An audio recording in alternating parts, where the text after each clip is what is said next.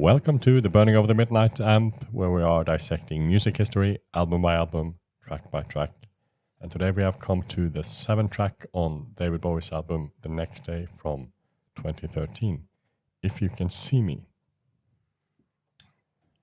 And we're just going to go ahead and have a listen to the song.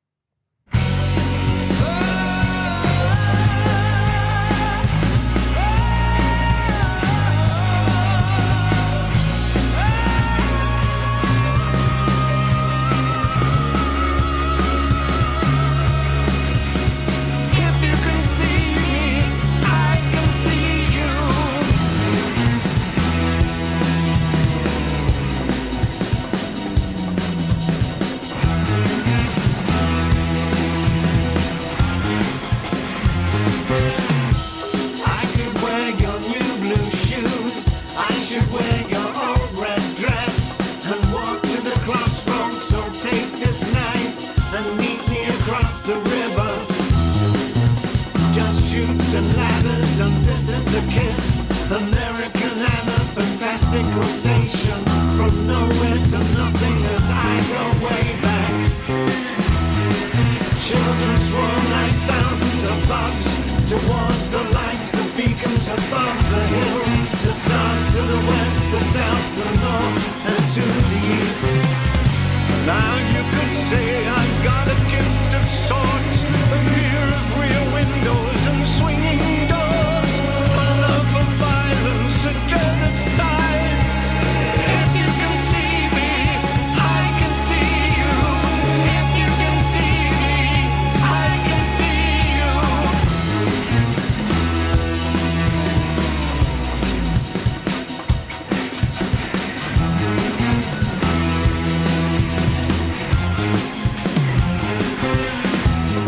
I have seen these bands rain their fist at God, swear to destroy the beast, stamping the ground in their excitement for tomorrow.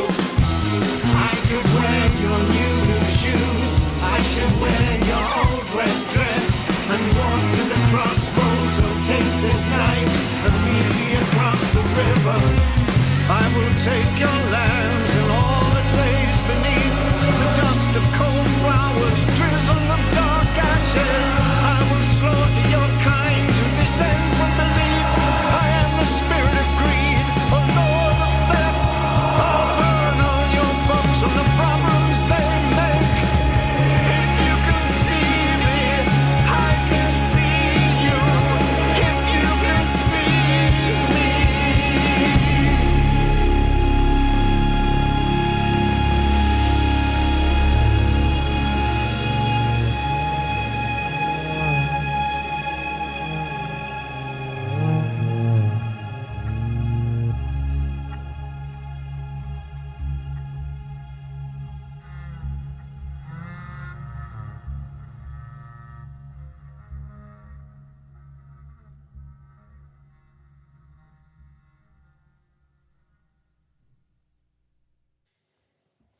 Yes. Can we see him? So then we have come to If You Can See Me, the 7th track on the album. Quite chaotic, hectic. So definitely the most challenging track on the album. Definitely. It takes a little bit of time to get into it, but it's one of my favorites, actually. Mm. Tell us why. Because it is of its complexity, I think. It's very intense, and it has a lot of elements on top of each other, which it's a bit hard to see, almost find the path through the chaos that is going on, but there is definitely a link between the elements. And there's also these almost humorous things going on, like this horror synth going like eek eek eek in the in the high spectre, and then you have like far down there's like some growling guitar in the starts, which sounds like some kind of monster chewing on something. There's a lot of things to like in here.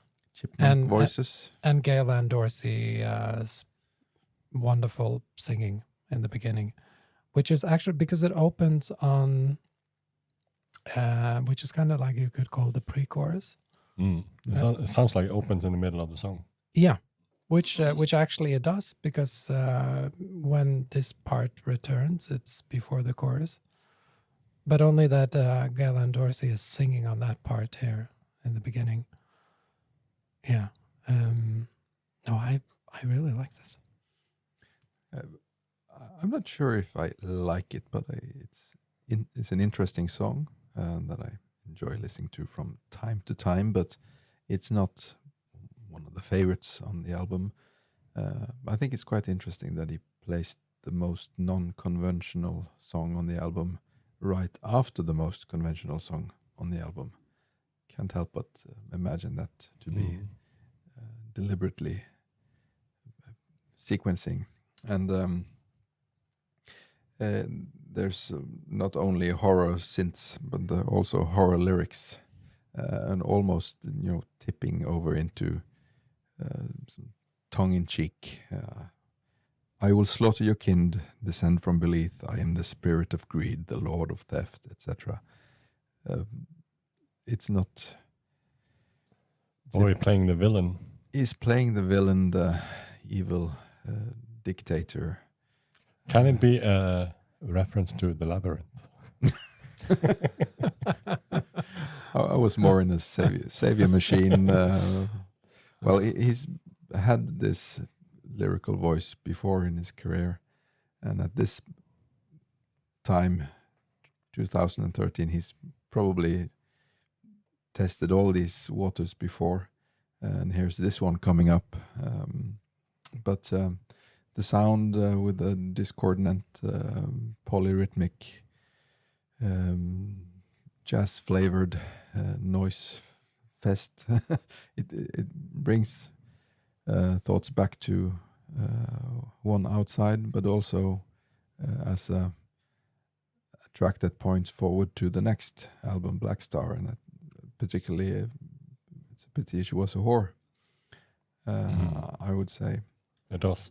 there's often one track on a Bowie album pointing forward. Yeah. It's funny you mentioned that, because I found a quote from the keyboard player, Jason Lindner, who plays on Black Star, because this is among his favorite Bowie songs. And he mentioned this strange time signature where, technically speaking, the drums are in 4, but it's hard to figure out what everything else is. And it really is like that. Yeah. And Galen Dorsey has a completely different time signature for it. So she plays this fretless bass on it, which just glides up and down. Chris O'Leary described it as the verses as jumpy and nervous, resembling dancing on hot coals. Without your new blue shoes. Yeah. Well- And your old red dress on. Another thing is the Bowie's fascination for Scott Walker, which we will probably return to discussing Heat. And when Scott Walker made his album Climate of Hunter, he, if I remember this correctly, the session musicians were not allowed to listen to the other session musicians' contributions. They were recorded one by one, and then he mashed them on top of each other so they would have no chance of swinging. So it's a bit with this song as well. There's it sounds like the musicians were playing not together, but pasted on top of each other and slightly off. But sometimes they align, and that's powerful. Tony Visconti also praised the song, and he praised the wide, crunchy jazz chords, and said it had time signatures that David Brubeck would be proud of.